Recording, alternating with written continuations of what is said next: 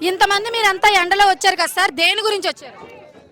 Aluru YSR Congress party MLA ఇరుపక్షన్న గారిని అక్రమంగా arrest చేయడం వల్ల ఈ రోజు మా అధినాయకుడు జగన్మోహన్ రెడ్డి ఈ రోజు కర్నూలు సబ్ జైలు వరకు వచ్చి ఆయన పరామర్శించడం జరుగుతుంది. కాబట్టి మేము హాలారి మండలం నుంచి రామరెడ్డి మండల కన్వీనర్ ఆయన ఆధ్వర్యంలోన బజారప్ప ఆధ్వర్యంలోన మేము వందల వెహికల్తోన మేము ఈ రోజు కర్నూలు రావడం జరిగింది. ఎందుకు మీకు జగన్ గారు అంటే అంత అభిమానం? అసలు మంచి మంచి పథకాలు ప్రవేశపెట్టినాడు, మంచి మంచి పనులు చేసినాడు కాబట్టి ఆయన అంటే మనకు చాలా అభిమానము.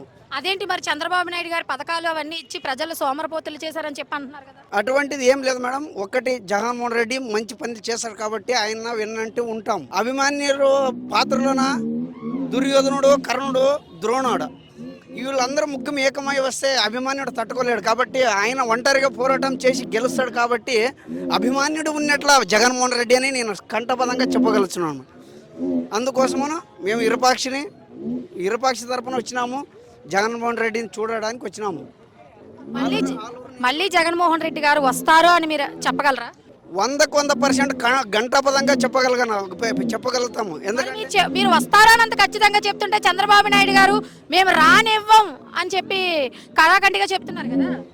ఆయన ఎన్నో 100 అబద్ధాలు ఆడినా ఆయన విజ్ఞాతగా వదిలేస్తాము. ఎందుకంటే జగన్మోహన్ రెడ్డి ఖచ్చితంగా 2029లో ఖచ్చితంగా సీఎం అవ్వడం గ్యారెంటీ.